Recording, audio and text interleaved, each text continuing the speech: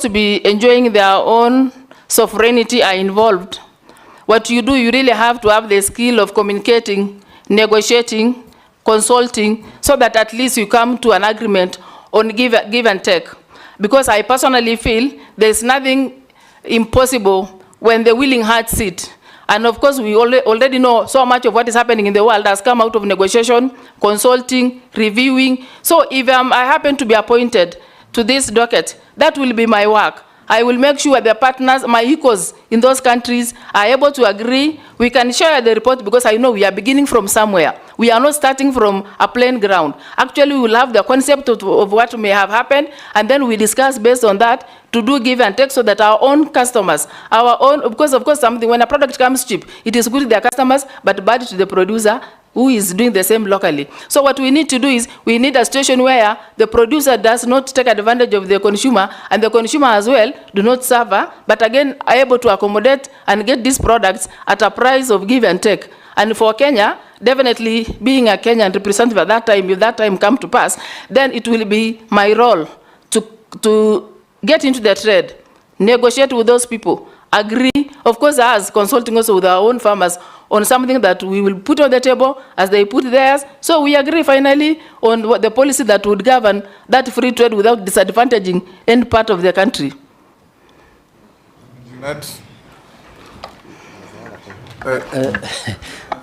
Your questions? Then only one of the Azimio is left. Yes, go ahead. Through the chair, through the speaker, that was then. That was then that I was among the panelists that were able to choose the deputy party leader of our party person then.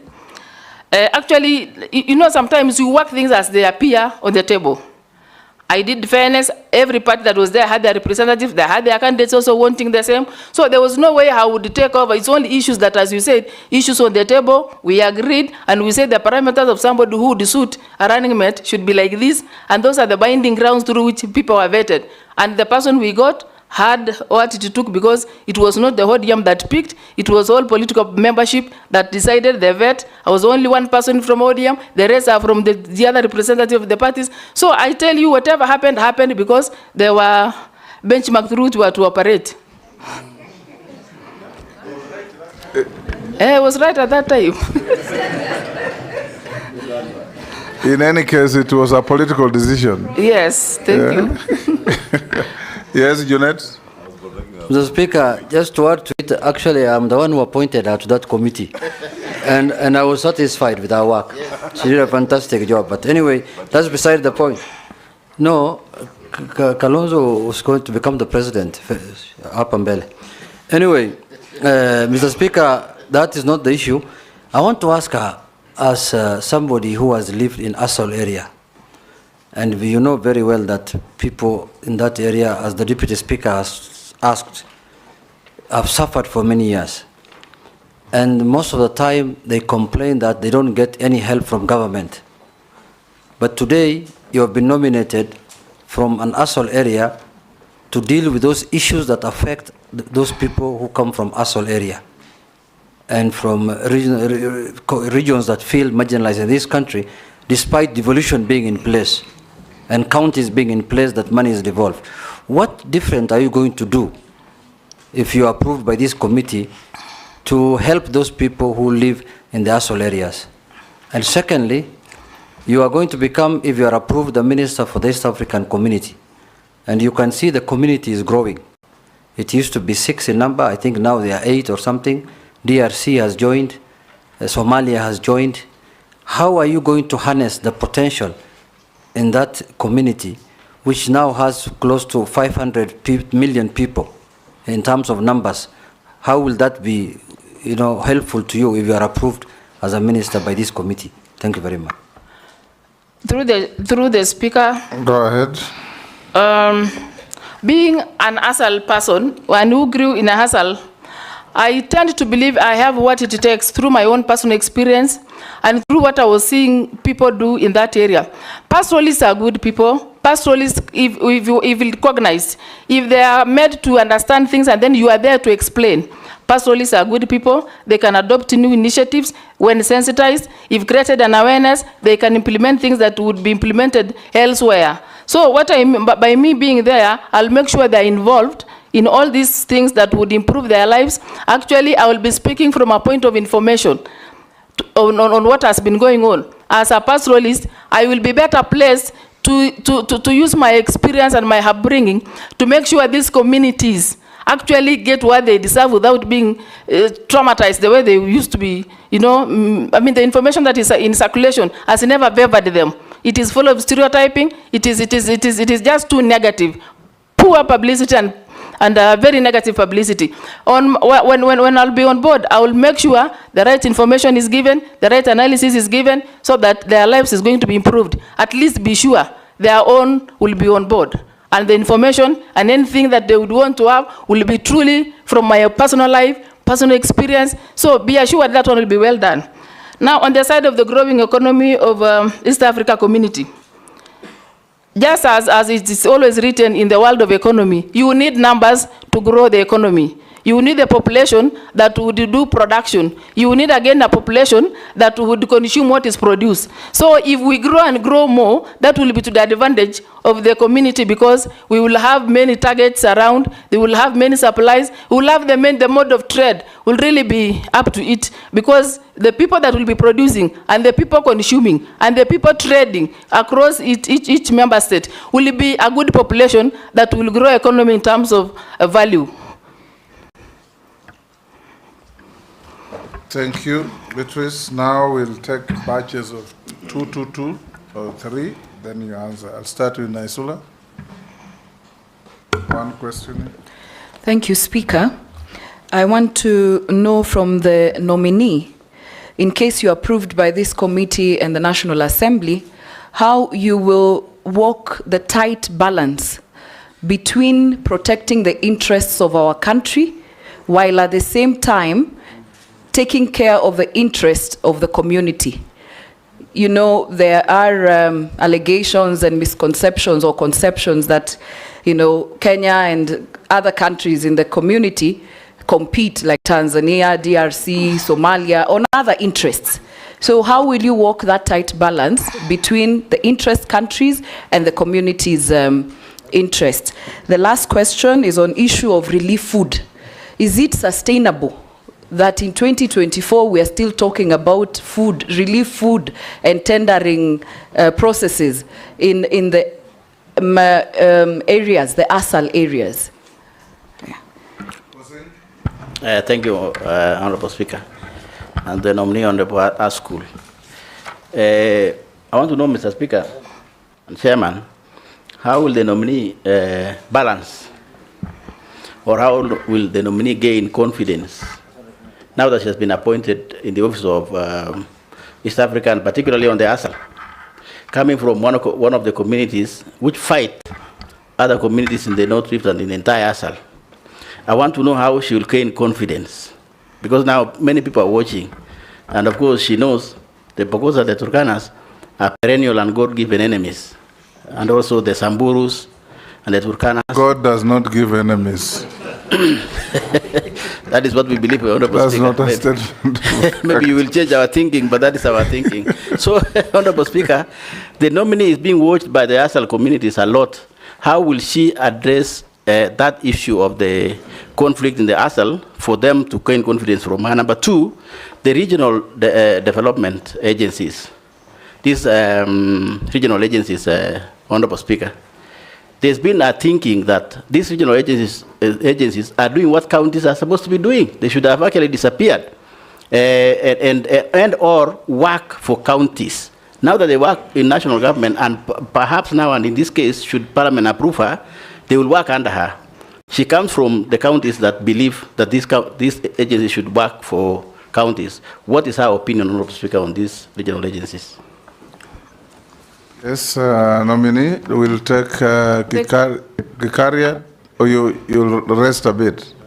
Okay, answer those two. Thank you. Through the Speaker. And relax, don't be tense. Don't be... I'm okay, Mr. Yes, Speaker. just relax. I'm okay. And answer the questions as they come. Mr. Speaker, I was only thinking that once there are 4 questions and then I answer that one, then invite another Now one. answer Naisula's 2 questions and Posing's question. Through the chair, the question by Mheshimiwa Naisula is on the country interest versus the community interest. Above all, I acknowledge the fact that the country is the appointing authority. And within the appointing authority, there is sovereignty of Kenya that needs to be protected. There's political interest of Kenya that needs to be protected. And I equally believe even those that are representing the community elsewhere have their own thing to protect. But now, in terms of the bigger agenda, Kenya being mentioned as the state that is dividing, that is pushing hard, not dividing, pushing hard for the full realization of East Africa community affairs, I believe it will not be like me alone. We will consult with the other teams. We will work on a joint decision. We will collaborate on affairs that would add value to the growth. Because at that time, it will not like I will be favoring them and disadvantaging the country, or disadvantage the country and favor them. Whatever way, I will be firm in terms of what is good for all of us as a country and as a point that would propel the growth of the community. So I will make sure it is balanced, but of course underneath, I will also know I have to protect the interests and the sovereignty of the Republic of Kenya. On relief food. On relief food, whether it is sustainable. Actually, for those who supply relief food to us, feel when they cushion us from the tough droughts, they are doing us a good service. But if we evaluate the period through which we have been having relief foods, there's nothing really much sustainable about it. I would explore a situation where we get alternatives, like putting a market to a choice where when you give like a safety net provision to the beneficiaries, they are able to go and buy things of their choice. Because I believe at that specific time, I also believe relief food is not well, it's not, if you look at the money they used to procure relief food is so much that would be turned into an activity in a good season.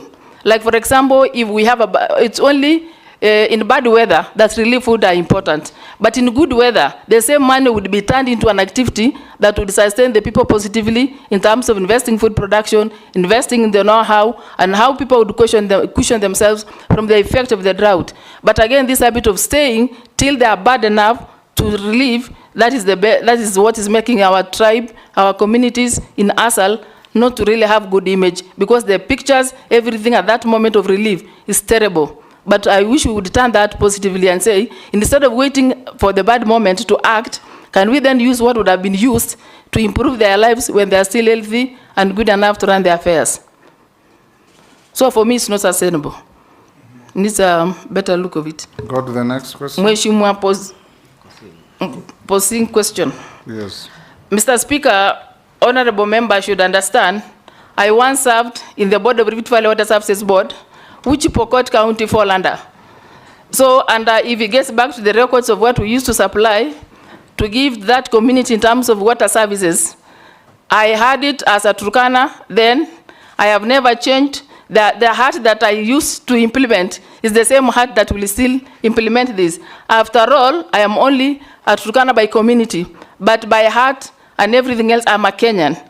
I don't think if there's any Kenya, we would win another Kenya, just because you cattle rustle each other or do things.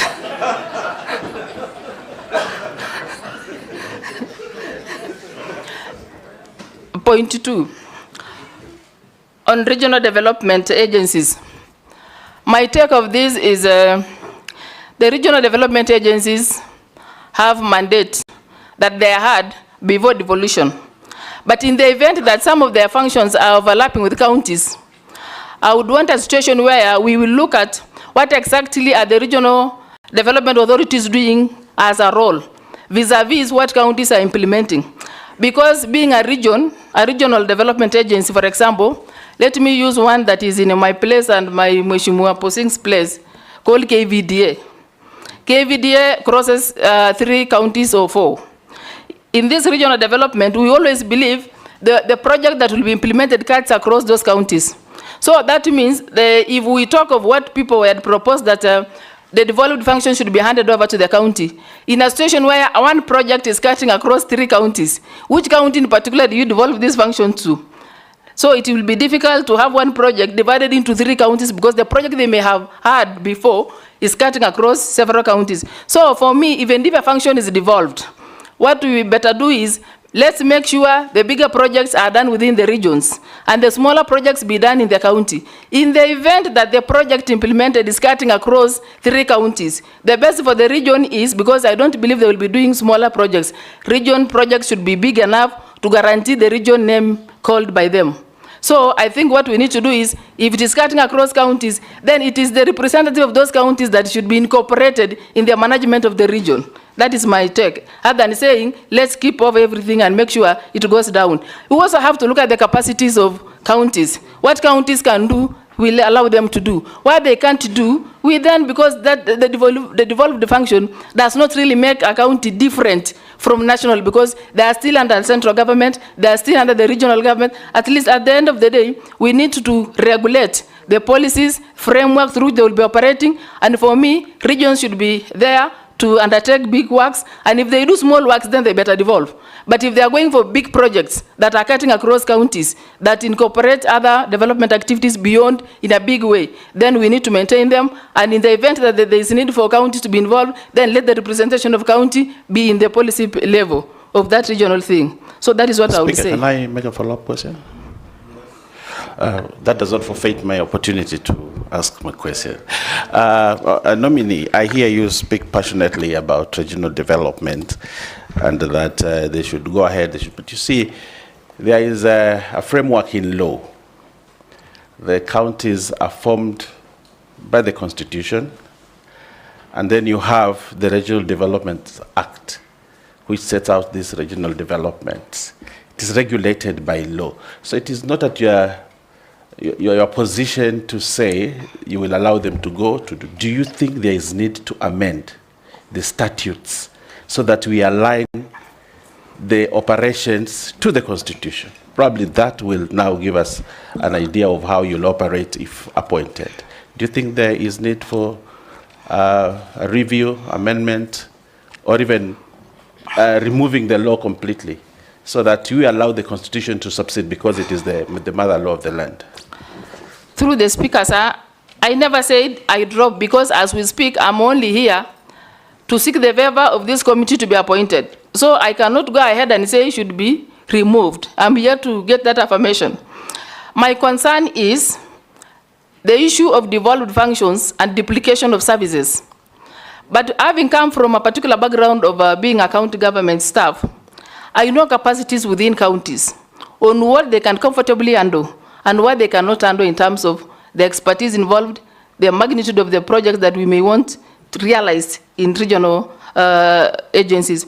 My issue is, if the report that is informing this discussion is already on board, because I'm still outside till approved, if the information informing need whether to devolve it or to put it within the state agencies is informing the fact that they should review, why not? They can review the function, they can review balance works, so that now we see whether the information that would be before us would advise otherwise. So for me, I'm not saying we drop or we maintain. I'm only saying if the report informing what is being discussed will favor devolving, we devolve. It will favor the fact that we need to review activities that are undertaken by the regional development authorities, then we do that.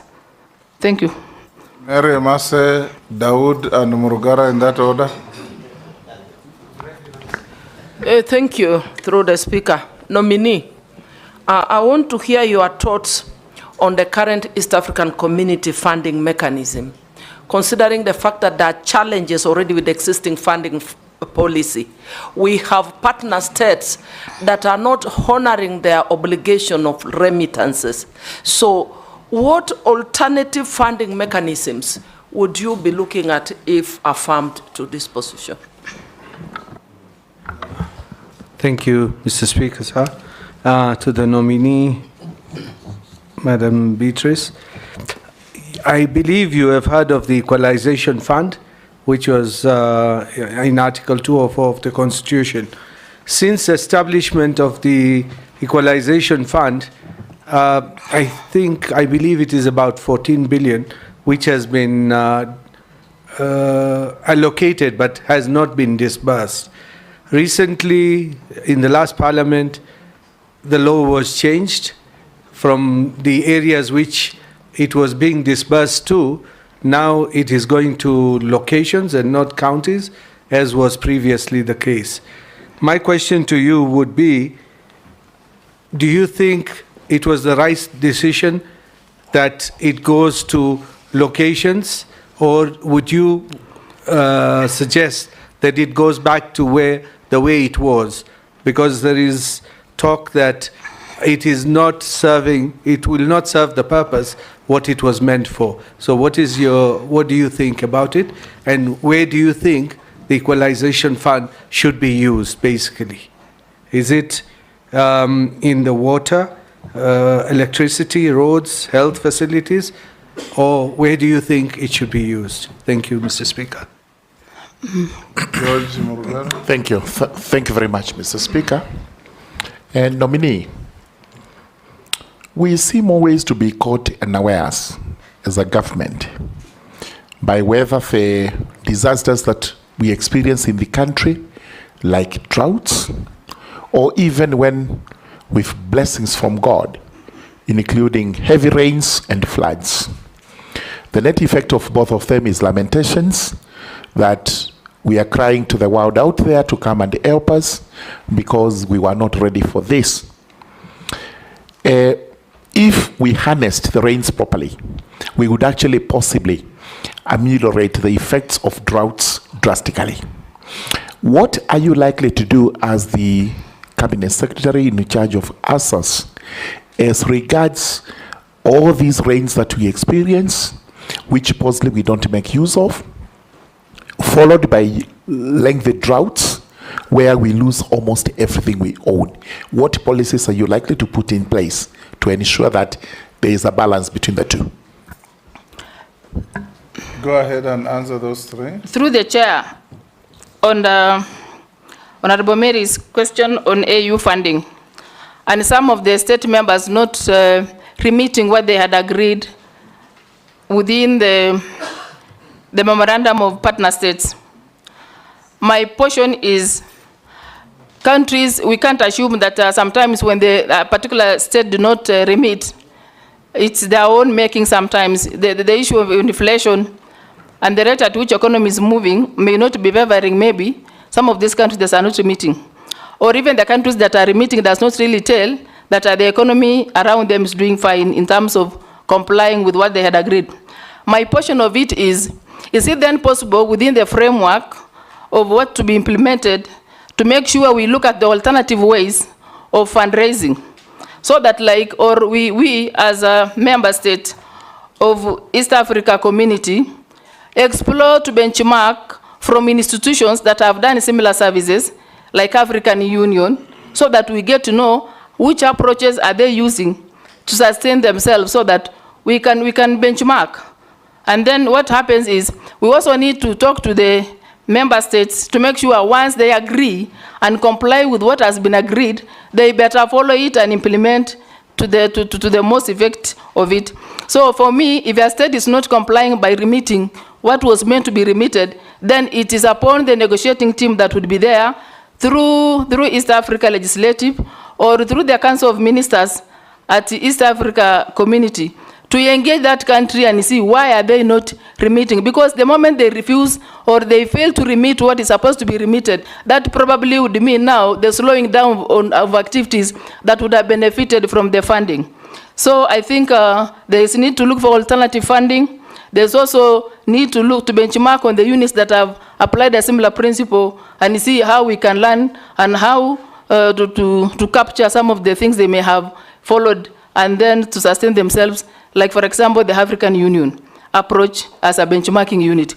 That is what I would suggest. Or sometimes we can decide as member states to say, like, this is just about a suggestion, that if there are revenue to be accrued or taxes to be put on any import that is coming from non-East Africa community members, if something is imported outside the membership, Is it then, if we agree, put a policy, a framework that would put a small charge that will automatically be put as a finance sustained way within the East Africa community? I'm just proposing that, and I'm suggesting that, which is subject to deliberation within the partner states.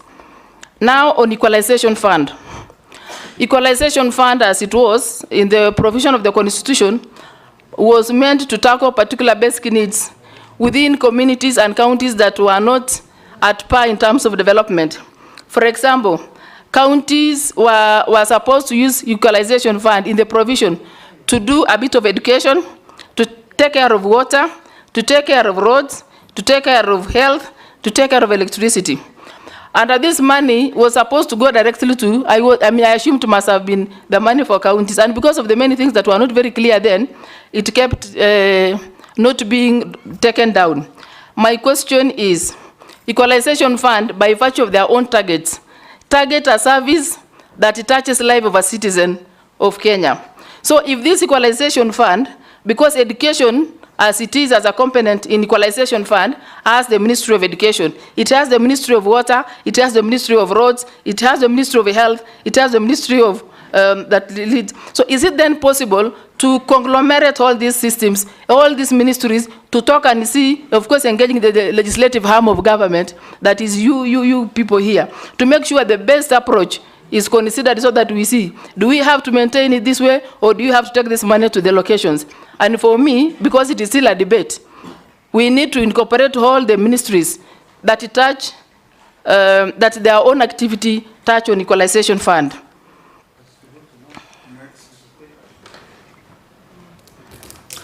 Issues on disaster or drought, and then in the country that seems to be taking people unaware. Actually, in my view, I feel people are not serious when it comes to handling of disasters and droughts, because I believe there are institutions in this republic that give early warning reports. NDMA gives early warning reports on the potential and the likely effect of the climate and the effects of droughts, all those things. If we would only utilize the report in early enough within the context of early warning to make sure the best is planned before, the best is prepared before the thing strikes us. But in the event that drought has come, the opposite of drought has always happened in Kenya. Like there's a season for drought, and again there's a season for floods. I wish we would get down and discuss, when we have plenty, the runoffs, the water that find their way to the lakes, that find their way to the oceans, then capture before it gets spoiled. Because as it goes down the rivers, it is fresh. Once it gets to the lake, gets to the ocean, it begins another process. Are we then, if we are serious with managing ourselves, managing disasters, are we then able to capture this water before it reaches the final destiny through maybe water harvest, and then turn that into food production? Nominee, now tell us. Forget about we. Oh. You have been nominated, and if you find favor, you will become the CS. When you sit in that office, it is not we now. It is you, the CS. What will you do so that those extremes don't become a constant nightmare for our country? Mr. Speaker, the reason why... When there is drought, we die. When there is rain, we die. Mr. Speaker, we need to utilize the water in this. The reason why I use we is because I will not work alone. There are departments under which we will work together. There are technocrats that will bring their expertise into this. For the sake of this presentation, allow me to use we, meaning now the entire system that is supposed to intercept in reducing drought effects and those disasters in this community. I think what we need to do is, if I'm appointed or approved by this committee, I will be able to look at the measures that are sustainable and how to do water harvest instead of just leaving it go downstreams. The other thing is alternative means of survival. Like if you utilize a report of early warning, that would mean now we will prepare our people to question themselves from their hard effects that may come through maybe sensitization or making them grow alternative livelihoods so that we don't wait thousands of cows to go down and then bring relief food, so that again we work around what they know to perfect the system and to question them from the bigger effects. So for me and my team, and that's why I was using we, allow us to work around modality that incorporates all partners in this, to talk about it and come up with a solution. And that will be my work, to make sure we mobilize all partners that deal with the disaster, drought effects, to put their brains together and come up with projects that would reduce the effect without necessarily having Kenyans to lose lives. Thank you. Owen, Robert, and Mule, in that order. Thank you, Speaker. Speaker, I would like to ask the following question to the nominee that I'll talk about the East African community. Honorable Speaker, the East African community, we have a chair. I don't know whether you know who the chair is, the current one. And what is the protocol that is used for electing the chairman of the East African community? The protocol. The second one is you will be, if appointed, you'll be our top diplomat within the East African community, apart from the Foreign Affairs Minister, but you'll be our top East African diplomat. And you know we have the Political Federation Protocol. As it is right now, there are a lot of tensions among member states, where Uganda and Rwanda regarding border issues. You have Kenya and Uganda on the Migingo, which is also another border issue. You have the M23 rebels in DRC Congo that is pulling in Rwanda. You have the Kenya-Somalia territorial water dispute that has gone up to the highest court of the world. And then you have internal conflicts between Burundi and Rwanda. Based on this, do you think East Africa is likely to achieve a political federation? And do you have knowledge of the political federation protocol on the East African community, and how far are we in that protocol to getting a political federation? And lastly, Honorable Speaker, I've checked your educational background. I realize a gap. You start from a trade test to a certificate, then there's a gap, then you have a degree, then you have a master's. So how did you obtain a degree without a linking diploma? Thank you, Chair. Thank you, Mr. Speaker. Madam Nominee, while answering Honorable Mary's question on alternative funding, I heard you mention that you would be proposing taxes so that they can be able to be used to support the community. And be careful, Kenyans are very uncomfortable with any mention of additional taxes. I have two issues. One is the Ministry of EAC is an important ministry, because I think what part of the protocol is that every one of the partner states has to have that ministry as a standalone ministry. Although Kenya, we have connected it also with ourselves. How do you believe Kenya benefits or continues to benefit from being in the East African community, noting that sometimes some of the trade agreements are not in our favor? So I'd like a clear answer on that one. And secondly, this is basically coming from the public since we started vetting. And you have served as in the Rift Valley Water Service Board as a director from 2008 to 2012.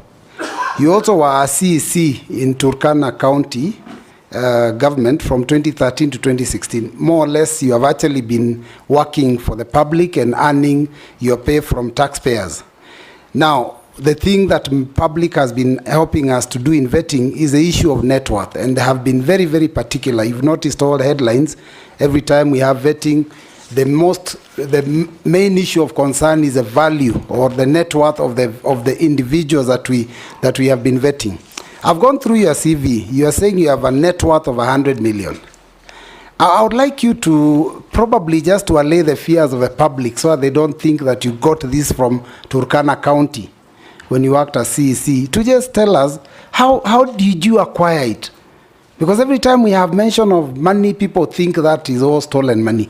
So you need to explain to them how you acquired this money and that you've been paying your taxes appropriately so that we can put this matter to rest. And you're doing this because of all the other candidates that have come before us who never got this question. Thank you, Mr. Chairman. Thank you, Mr. Speaker.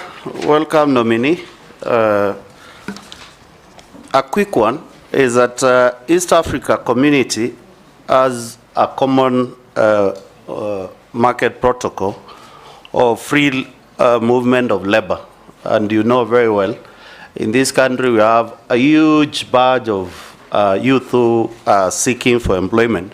What measures are you going to put in place to ensure that this free movement of labor does not come to disadvantage our youth within the country, that is Kenya? And secondly, as you are joining this ministry, if you are approved, I want to hear your mind on the East African Development Bank, whereby it is a bank run by the state partners, and sometimes as legislators, we have been not able to get clarity on the investment in this bank, the loan portfolio in this bank, and the capital investment of this bank within Kenya. Leave the other states within Kenya, because you'll be representing Kenya when it comes to that.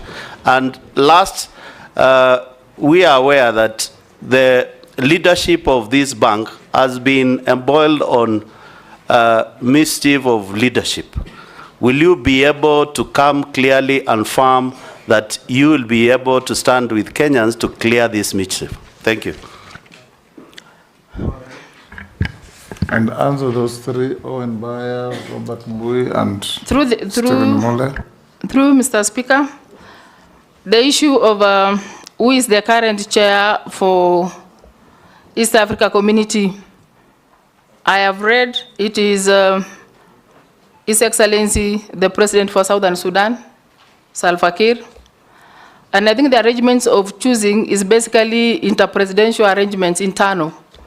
So I may not really have details of it, but I wouldn't mind searching over it, because I was not anticipating a situation where I would get into the finer details.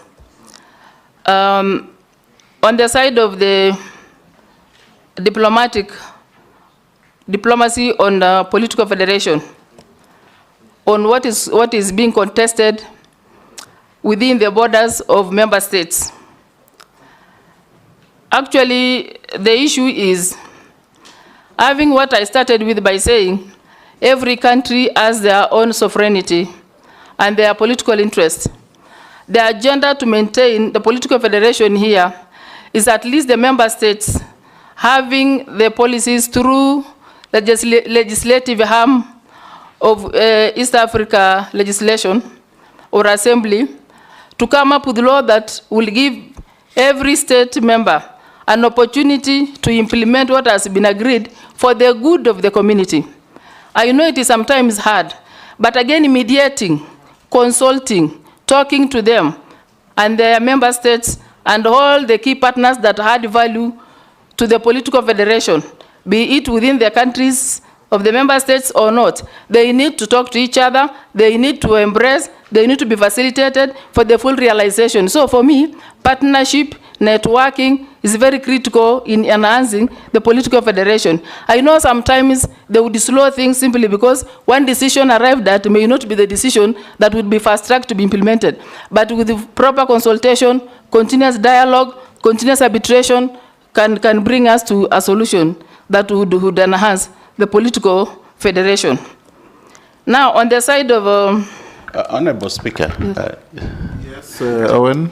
Just, I don't know whether the nominee understood my question. You know, there is envisaged a political federation of the East African states, including a currency. And including, you know, bringing it together and forming a state of East Africa, you know. And there are certain steps that have been taken towards Owen, realization. I think you should also be fair to the nominee. There are three different things. Yes. There is common customs or customs union. There is common market. There is common currency, political federation. Each is a separate engagement. So if we are talking about monetary union, don't mix it with political federation and vice versa. Speaker, what I was trying to do when I mentioned the candidates is to show that we are bringing together the East African. How far are we in that protocol, the political one, if you have any information about it? In terms of political federation? Yes. I think because the most that leads is the political goodwill from the member states. So, and if we look at where we are right now, at least I see we are making progress as a East African community. Compared to what may have collapsed, the East Africa community back 1977, the things that are there right now are structures. And if you look at the progress we've made so far, which I believe is out of political goodwill, if not so, of course, not in a big way, but even enhancing an agreement to have the legislative arm in Arusha is a step forward. If you look at the way we have had the secretariat on board, it is progress.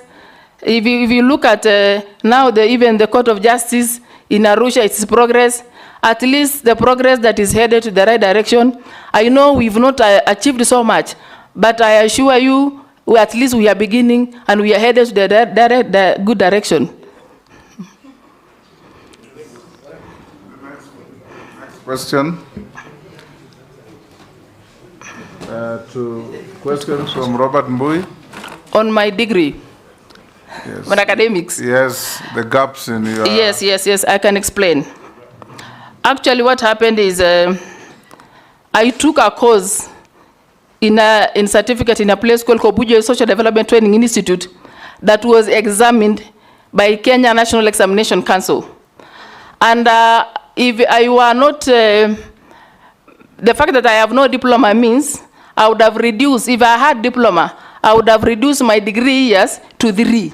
And because I didn't have a diploma, I had again to go for a degree for 4 years. 1 extra year has been added because they said we cannot be, if I would have gone for diploma, I would have gone for a degree for 3 years. And because I went for 4 years, that is now meant to take care of the diploma that was not there.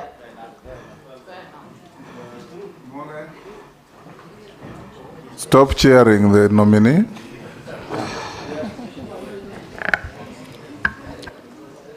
Through the chair on taxes.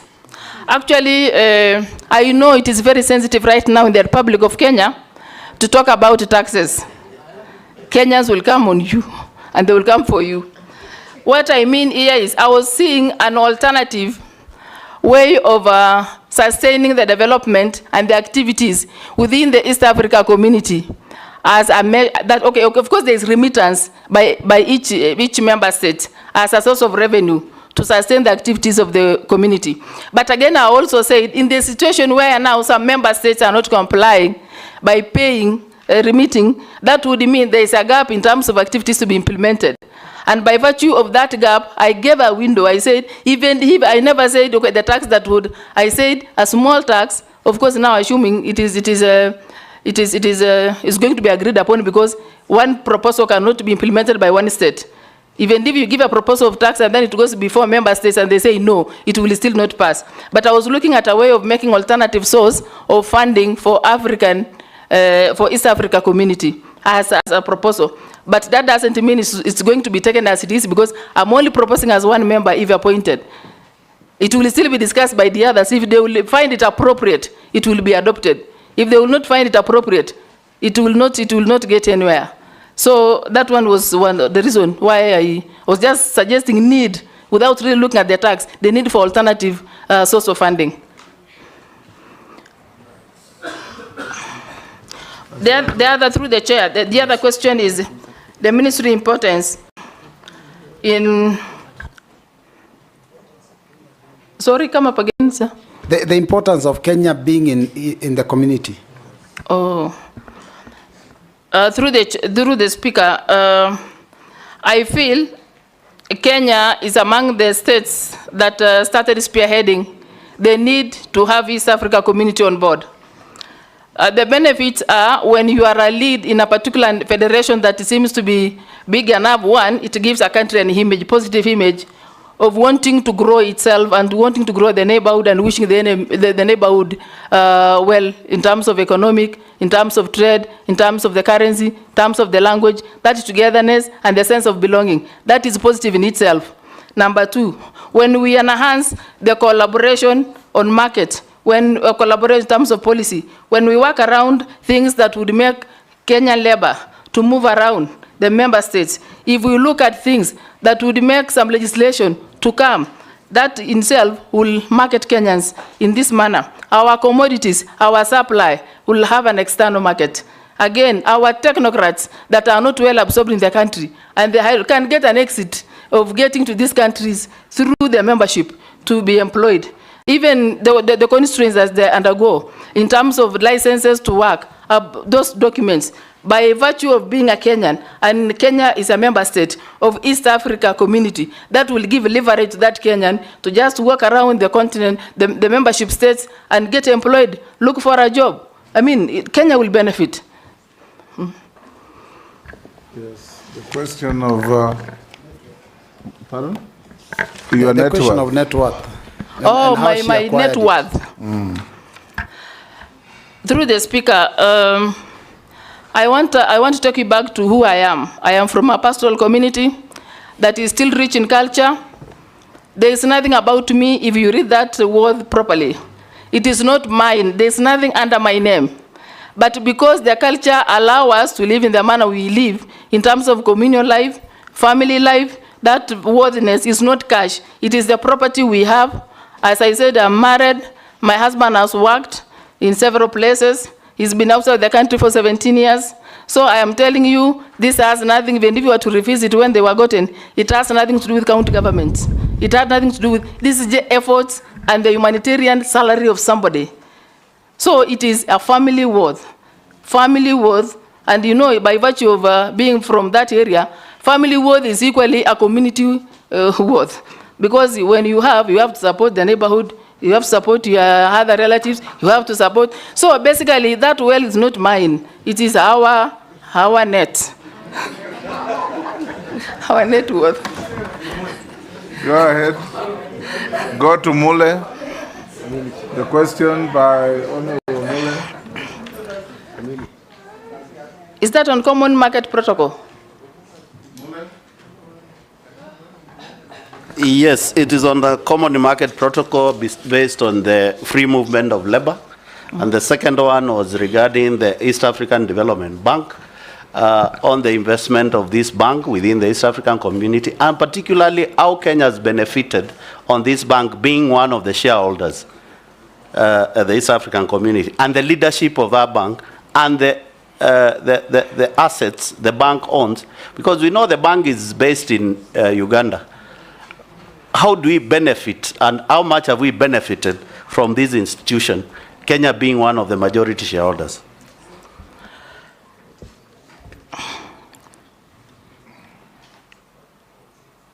Through the speaker, sir, on the East Africa Community Common Market Protocol labor, actually, this movement of the population, the experts.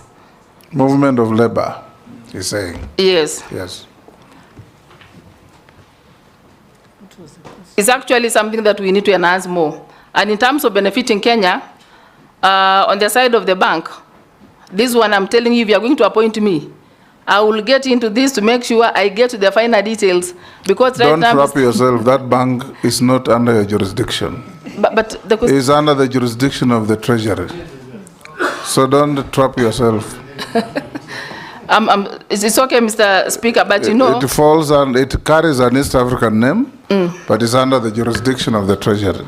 That is why I'm saying, Mr. Chairman, Mr. Speaker, if it gets to where I can answer this question, I would rather have all the technocrats in finance and economics to advise on this one, because as at now, I am not well equipped with what to answer. Good.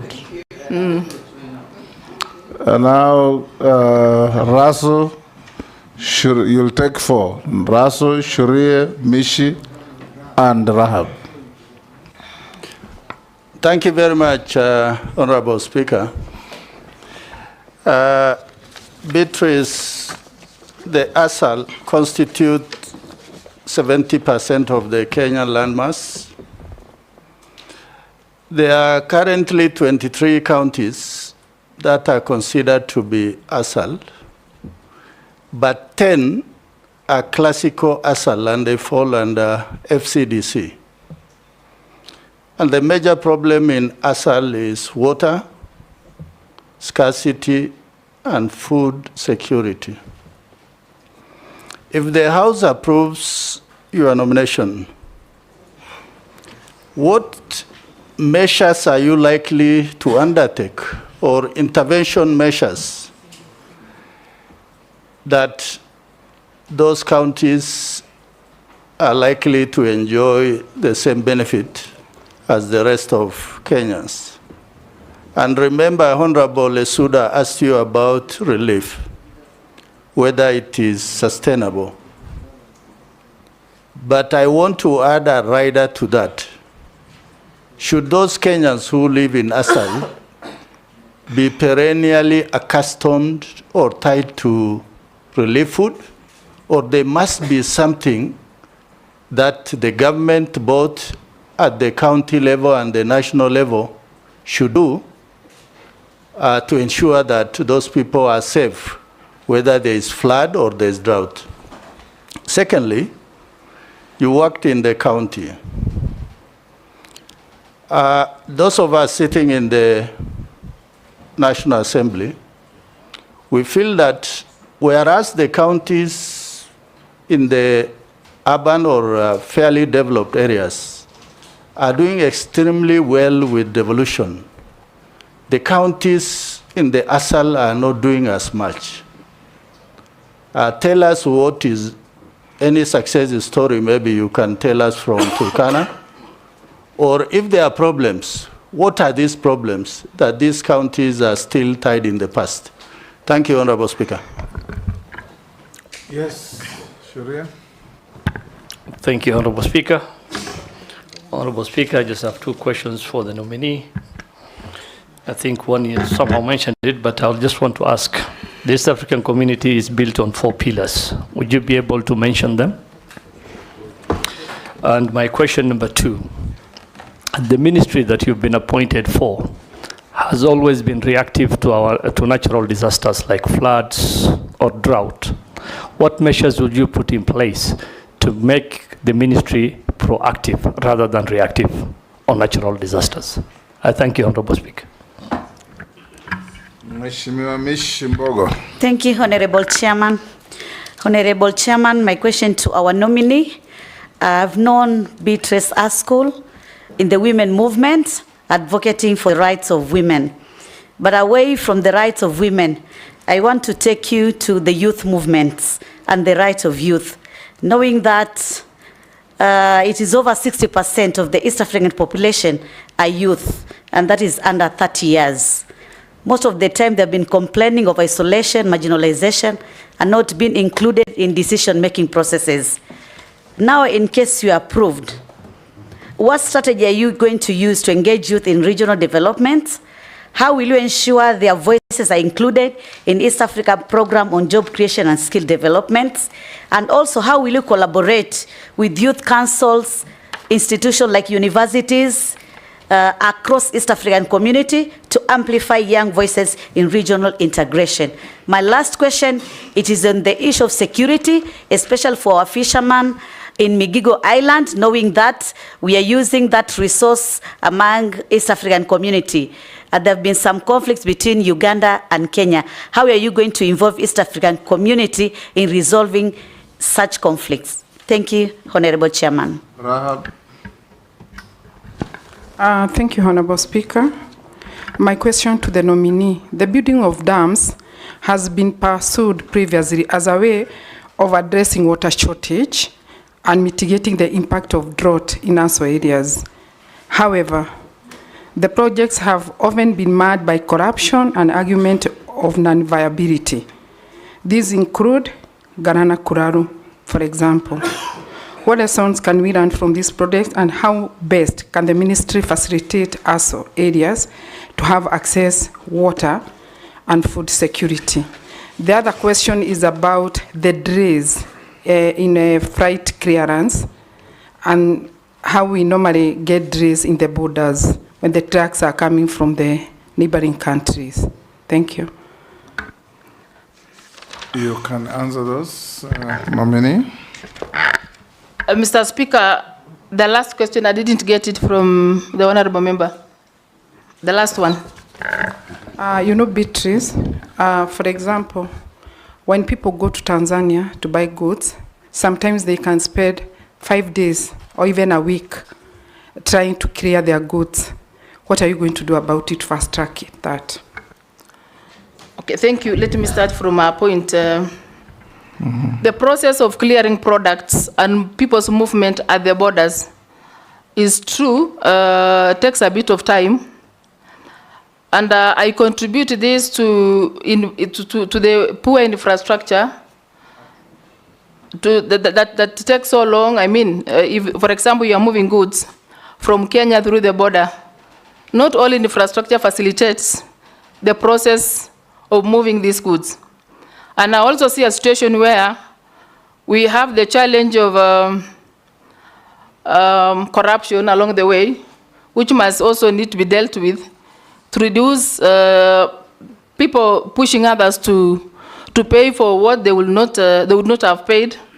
And thirdly, I also feel like we need to put an IT kind of a digitalized system that would fast track the movement of goods and people from one place to the other. And that would fast track, because once the system is made that way, it is faster than where sometimes you find at the border, you go more manual. You wait one track to be done, a lot of paperwork involved. But if you digitalize these systems, it will fast track the processes of movement of goods. And then on the side of the dams, true, there are issues around the dams that were meant to be done, the ones you've quoted, and the water system not being in place this far. Actually, what I would suggest is when there is a need and the spirit of seeing development in a country for the sake of realizing needs of the people being attended to, actually it is prudent for an individual to make sure what you've advertised actually has begun, and once allocation is put, it must be started. And if the whole project is multi-billion, I would advise where you go the first way. You take this phase first. Once that phase is complete, you go to another phase. At least by doing that, you will get value for money per phase.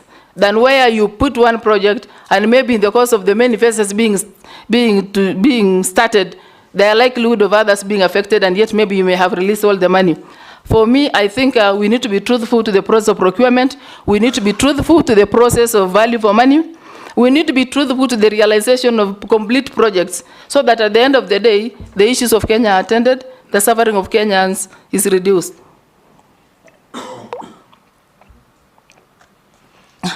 Now, the other point, through Mr. Speaker, of Migingo Island. I have read about Migingo Island issue between Uganda and Kenya, and I believe the best way here, in fact, where it had reached, where now securities are not taxing the fishermen from the other state partner, was actually done away with. And for me, what I would suggest here, I'm subject to correction, what I would suggest here is where all the two states stakeholders that may play a role in this must converge to have a discussion on a better way forward. And to some extent, I would suggest that we have a legislative arm and also have Court of Justice in Tanzania, where they would take the lead role in mediating this issue between Kenya and Uganda, and also getting other non-interested parties, non-partisan, also come to arbitrate, so that at least at the end of the day, resolution is found and no citizens suffer.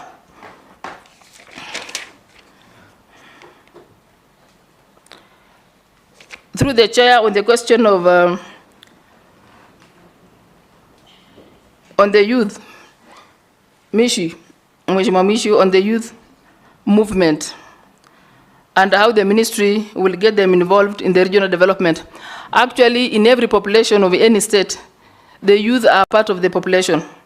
And I think it is time we come up with a specific affirmative action, just like we did with the women affirmative action policy, that enhances inclusion of women by all means. I think where we are headed now is to have an independent and a deliberate policy that will incorporate the young population of this country, the young professionals in this country, into every activity, not mine alone, not the Ministry of East Africa Community alone, even the other ministries. We just put a deliberate policy that would enhance their involvement so that they also bring the young expertise, they also bring their bit of, as they also learn from the structure itself. So I think we need to do a deliberate policy on this.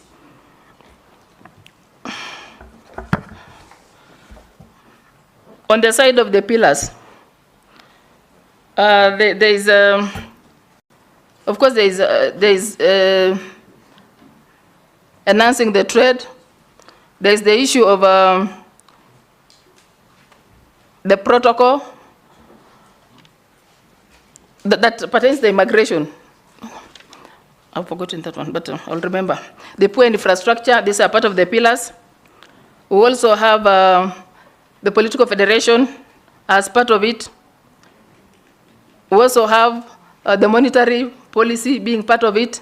So these are the pillars that are supposed, and the trade and the market actually, as part of the pillars that need to be enhanced. And of course, there's also the issue of the language, where now people will move freely and communicate a language that will facilitate the fast tracking of what is supposed to be put to enhance the full realization of East Africa community.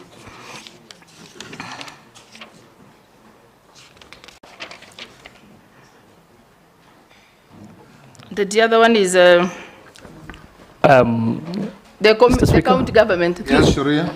I think she did well. She did 50%, which is good. The political federation and monetary. The other two are the customs union and the common market. Yes. Just to guide her. Okay, thank you. Thank you, Honorable Speaker.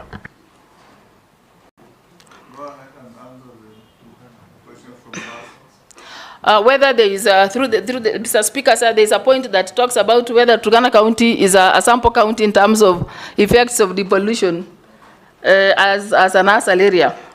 Actually, I can speak here comfortably that for us, the Turkana community, devolution was like our independence. In as far as the rest of the areas were talking of their independence, 1963, I'm telling you the independence of Turkana County started in 2013. Because the infrastructure that others were supposed to pick from, at least they had a background and they had to start from a particular level. In Turkana County, in water, in health, in education, in security, all those basic needs of a human being. Actually, we had to start from the point one, including the nursery schools, infrastructural for schools, infrastructural for health facilities. We all had to begin. That is why, in as far as when Turkana was said to be receiving billions, I'm telling you what is billions in a beginning point where you had totally nothing. So for us, as people said, the beginning and the independence of Turkana County began in 2013. It is real. It's very practical. And even right now, we still need more. Because for a very long time since independence, they had never gotten attention from anybody, maybe because of the distance. Sometimes the closer you are to the network, at the center, the better you are. When you are far away in terms of even being far in infrastructure. So I think Turkana case may be different. But on the side of solution to food reliefs and their safety, in terms of the disasters we receive, as I said, just like I've spoken on the youth, I think we need to do a deliberate attempt or a move or a framework through which we will make sure now all the partners in the Republic of Kenya that act or respond on emergencies put their resources together, plus the ministries concerned, and come up with one concrete thing that would be a permanent solution to these things. And again, being a reactive ministry, a reactive network, that would mean we are only waiting till the bad moment comes. That means we ignore the reports that are supposed to be giving a warning. There are institutions that give warning to what's likely to happen. But we wait too long till this thing happens, we lose lives, we lose livestock, then when we come, that's the time we come to appear like we are pushing to do something possible. I think even us, as the victims of these disasters, need to push the partners that are within us. I know most ASAL areas have the biggest number of NGOs. I think it is time we put a framework that will make them now think permanently in a solution-based way. Vicaria, have you? Vicaria, we'll have one more of a member who came in late. Thank you, Chairman. My name is Vicaria David. I come from Nakuru Town, East constituency. Honorable Chair, I think the things I wanted to ask has been asked, but I think it is important for us to put emphasis to the nominee that had an opportunity of going for a climate change conference in Arusha the other day. Honorable Speaker, when I reached Namanga, if you see the queue of vehicles from Kenya vis-a-vis the other side that are coming in, then you realize there is a problem. And I think it is important for the nominee to take charge and cognizant of that fact, that we can't have a smaller queue on the other side coming this side, and then a longer queue going on the other side. And this goes again to what Majority Leader has been saying. Maybe we need more information to the people in the transport industry and what we actually need for us to fast track our clearance at the border point. It is very unfortunate, Honourable Speaker, even when you go the other side, we were stopped. I think they just see a registration of a Kenya number. You are stopped at every police place where they are on the road, asking for fire extinguishers. And these things are the things that are need to be taught to these people, because the people are going into the transport sector every now and then. Maybe the nominee needs to, fasten that and be able to understand and assist our trading, our partners who are doing trade in the respective. Secondly, Honourable Speaker, we have been with you in a few of the interparliamentary games, where we talk of the tightening, widening, and strengthening our partnership. But it's only about sports and we go. And nothing much between interaction between the East African community on some very important issues that affect us. Of course, maybe it could be, it is important also maybe to have some session where members of parliament can sit together and exchange ideas on how to do trade, on how, and we had in the football section, Honorable Chair, is where we were talking about what the president, actually that is what is happening. The president has been insisting on this technical subject trainees graduation and the effect that it is having in Uganda. And I think that is what we need to push more as a community for us to be able to, and including, Honorable Chair, the Gen Zs has reminded us to remember our national anthem. If we can be able to say our national anthem, all the three stanzas. And when I went to look at that, it speaks volume. The anthem for East African community anthem, again, is important. Are you asking a question or making a speech? I'm just a comment. Thank you, Mr. Yes, Mary? It's a slight addition. Honorable nominee, I think the issue of queuing of vehicles along our border is a very serious one.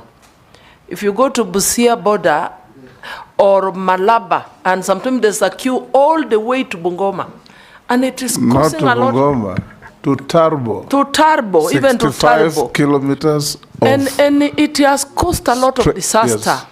We've lost lives through road accidents, and it is really bad. I think that is one area, Honorable nominee, that you may have to look into and find out what is causing, that is if you are approved, what is causing it and what could be the permanent solutions so that we do not have vehicles queuing along the borders and causing a lot of other problems.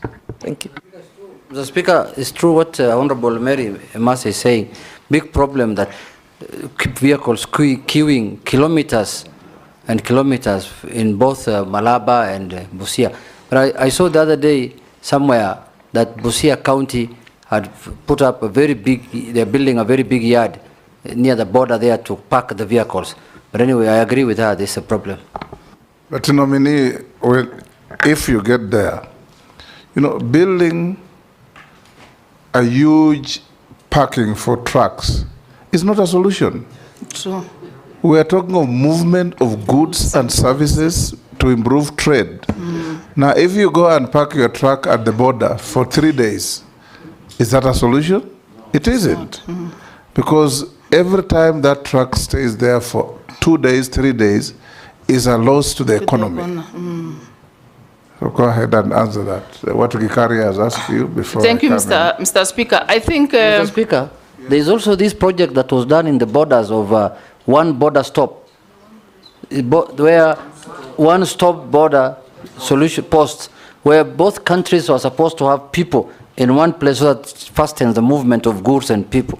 I don't know why it's not functioning. You have two, Namanga and Malaba. Okay. Yes. No, even Hispania in Migori. Yes. The speaker is one. Okay. And Moyale, I think, and Lunga Lunga. Go on. Through Mr. Speaker, I feel I've also been part of this challenge myself some time back, where a truck can take a whole week to be cleared. But now, at least now that it is becoming to our realization as an assembly, I think we need to, all of us to put our brains together and put all the ministries concerned into need to fast track the process of moving goods and services within this border, within the shortest time possible. So that again, we talk of infrastructure development that would fast track, and then the technology that would fast track these processes, and then we talk of the human resource that would use these facilities to fast track the movement of goods and services. For me, it is a team that needs the other partners in the infrastructure ministry, in the trade ministry, in finance ministry, to really come up and put our heads together and make sure something better comes out of it. Thank you, nominee. I'll ask, yes, George? Thank you. Can I ask if, on behalf of the public? Go ahead. Yes, thank you very much. This is a comment from a member of the public. That ESC docket is a very sensitive docket, and I'm not sure the nominee really gets it. If you approve the nominee, would she be prepared to learn a lot more about it? That is the question from a member of the public.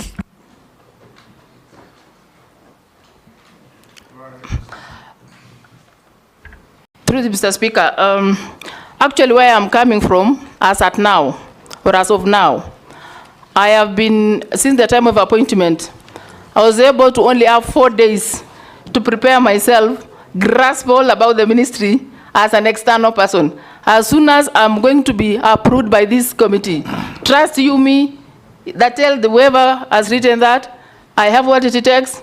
I'm from a community that has faced so many issues and have always gotten a solution to them. So as soon as I'm on board, I'll do my best. I'm young enough in terms of the energy to implement, to move, to learn, to share the experience, to get advice where I need be, to engage the technical people, to get me done in this. So I trust you me, it is well. Assure that person he is in safe place, he's in safe hands.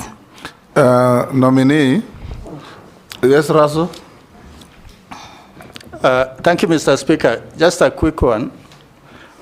Somebody is asking if the House nominates you, it confirms your nomination, you'll be handling East Africa and the ASAL.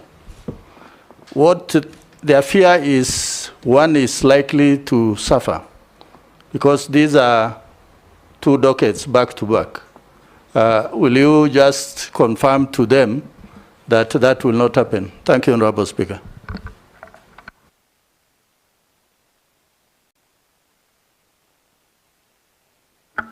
Anybody would be listening to us would assume that because much of the questions here are on East Africa community. But in the situation where we had to balance 6, 6, 5, 5, I would have attended. And again, as somebody who is at the policy level, we have already structures at ASAL level that would implement ASAL issues. We have the one for East Africa community that would settle on that issue. So I will only be balancing a team that is already on board, a team that has an expertise. It is not me alone who will implement it. So it's because of the amount of questions here that somebody is saying the ASAL may suffer, and yet I even come from ASAL. It's even bad to make that assumption. Maybe the mode of questions is what has made somebody to believe maybe ASAL may suffer. To assure him or her, I am an ASAL person. But remember, nominee, yes, that you have not been nominated because you are from an ASAL part of Kenya. You've been nominated because you're a Kenyan, and you must demonstrate suitability to handle this docket on behalf of the people of Kenya, not the ASALs. Okay? True, Mr. Speaker, I was only answering because they said ASAL may suffer, so I was assuring the person that it's okay. Now, there are some issues from the public before I come to one or two questions. One person asks, given the grades that you got at secondary school, how did you end up studying for a degree? I answered it. Yes, I'm just reading to you what the public is asking. Okay. The second one is, given the recent suspension of Uganda's milk products from entering the Kenyan market due to disputes over quality and standards, what legislative amendments or policies would you advocate to resolve such trade barriers and strengthen economic ties within the East Africa? Part of this falls within the trade docket, but you can answer. The second one, with the increased security concerns along the Kenya-Somalia border, particularly with the resurgence of Al-Shabaab activities, how do you leverage existing legislation like the National Security Council Act and propose new laws to enhance security collaboration among East African countries while ensuring free movement of people and goods?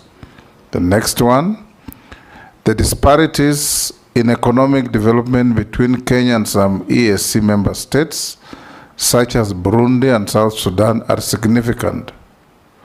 Would you propose any legislative measures to ensure equitable distribution of resources from shared regional projects such as those stipulated under the EAC protocol on the establishment of the East African Monetary Union? Well, there are many. Answer those first. Thank you, Mr. Speaker. I feel the issues that are raised here does not only apply to my ministry, if appointed, it also applies to other ministries. Like if you speak of milk, milk is under food production. It's also under livestock. It cuts across trade. It's also part of finance. So once we are on board, if appointed, or if approved by this committee, those are the issues that we will engage all our technocrats in agriculture, in finance, in any other relevant department to come up with a concrete policy and a framework that would guide. And the same applies to security that is there in Somalia. The Ministry of Defense will be involved. The Ministry of Internal Affairs will be involved. So all those stakeholders will be part of the solution to that. And the same affects the disparity of economic states, where we'll also have a Ministry of Finance, the technocrats in finance, economists in finance, will all, and the economists will all come and put their brains together and come up with a concrete solution. And of course, a way forward through that consultative forum. Two more. Somebody asks, with counties like Turkana, Marsabit, and Wajir facing severe drought, what legislative measures do you propose to institutionalize drought response mechanisms, such as amendments to the National Drought Management Authority Act, to ensure long-term food security in these regions? The other one that I can pick out, because some are repetitions, is resource-based conflicts over water and pasture, such as those witnessed in the Turkana and West Pokot border regions, have escalated due to drought. What would you consider, would you consider proposing legislation for community-based natural resource management and conflict resolution frameworks, possibly through amendments to the Land Act to formalize resource sharing agreements? Can you answer that? Somebody is asking about the stalled Kainuku Bridge in Turkana. I think that's not your docket. Go on. Thank you, Mr. Speaker. on counties like Turkana and Marsabit, and amendment on response to drought,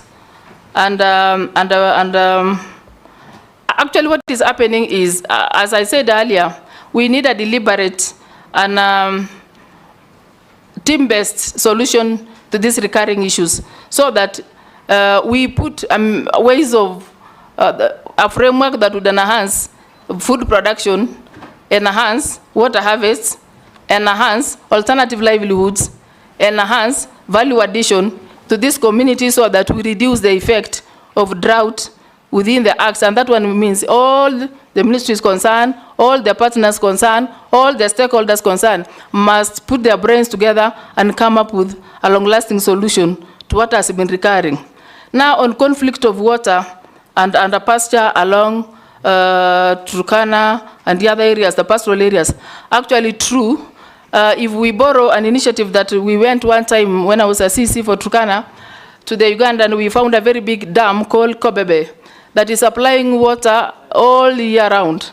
I think it is time we adopt a solution that would run the citizens of this country with their livelihood all year round, in the sense that the dams are put, this water that is just running around, I mean the water that is flowing down would be captured somewhere where it can be utilized by pastoralists, it can be utilized for pasture, it can also be utilized for food production by the very communities that are vulnerable when this strikes. So I think for me, it needs back to stakeholders engagement, consultation of all the key actors in this field to make sure we put a long-lasting solution to what the communities are suffering from. And also in situation where we go cross-border, in terms like when the community moves from this area to the other area looking for pasture, we need as an institution of government to move ahead of our citizens and lobby for safety and lobby for these things, so that when they encroach those zones, they are not attacked or they are not rebelled, causing deaths. So. Good. Let me ask you one question, nominee, or two. Do you believe in East African integration? As at now, I believe, because it's about the impression. In the sense that if... What do you mean impression? Sometimes people tend to judge a particular thing before they get into it. I think where there's a deliberate attempt, Mr. Speaker, to have it realized, we will all get this realized. Because the parties that are there are just within the neighborhood. We can't avoid the neighborhood. We will at any time engage the neighborhood. So for that matter, and for you to be peaceful, your neighbor must be peaceful. For you to grow economically, your neighbor must be growing. So, and because there's a cross-cutting issues, these crossing issues must be put together for a full realization of East Africa Community Federation. If you find favor and become our minister or CS in charge of East Africa, we already have protocols for a customs union, for a free market, and a protocol for free movement of people, goods, and services. Take people. If you go to our courts today, every single day you'll find the Ugandans being charged for being in Kenya illegally. You go to Uganda, Kenyans are in jail in Uganda for entering Uganda illegally. Tanzania, same thing, and all over. If you find favor and become our CS, what are you going to do to help achieve the implementation of the protocol on free movement of people, goods, and services, particularly people, so that you do not cross into a country where you have a protocol for free movement and you are bundled and thrown into jail for being in that country illegally?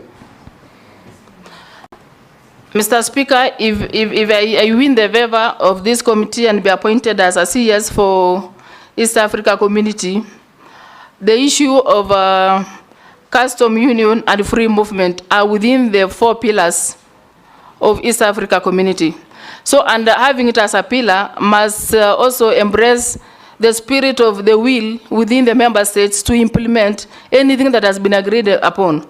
So for effective implementation of this, effective realization of these pillars, then every member state must make a deliberate attempt within their own political governance to make sure these things are implemented to the best of the people who are crossing, to the best of the business that's being carried across the border.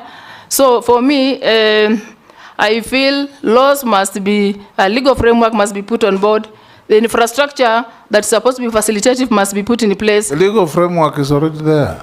Then the deliberate intentions to implement from the partner states must also be negotiated, because it is one thing to pass, it is the other thing to get the political will of a country to implement what has been passed. So I think it is a matter of lobbying, matter of consulting, matter of arbitrating if possible, to make sure what has been passed is implemented to the letter. A small one or two mundane questions to you. Have you ever been adversely mentioned in any integrity-related reports or investigations? No, I haven't. Do you hold any leadership position in any political party in Kenya? As it is, no. As it was? Yeah, but I resigned. Okay. Tell us your net worth. It's 100 million. 100 million, which you said is family it's for wealth. all of us. It's for all of us, including me. Yes, if you are Okay. Okay, nominee. Your papers have been checked against what we have. They have been found in order. And the few memoranda that were there against you, actually, in fact, only one, and you responded, so we release you to go back to your duties. Mr. Speaker, there is the bit of the well that I need to clarify a bit on livestock. It is not an issue. We are okay. Okay. So, Mr. Speaker, I would want to appreciate your guidance in moderating and protecting me. I would also want to appreciate the mutual conversation we've had with the committee. And if Almighty God that began with me will give you favor to see me through in this, I'm telling you, committee, you will be writing history in this Kenya. You will be appointing the first Turkana woman since independence. So please be part of the history. As we look forward to the possibility of writing that history, I want to constantly encourage you. You are not going to be a minister because you are Turkana. You are going to be a minister because if we find favor, your competence and your ability to serve each and every Kenyan from Vanga to Kibish, from Lamu to Malaba, everywhere in this country. And now you'll go beyond. Okay. You must contribute towards the integration of East Africa. Some of us believe, dream, and live East African integration. Thank you. Thank you. The sergeant will show you the way out. Have a good day. Yes.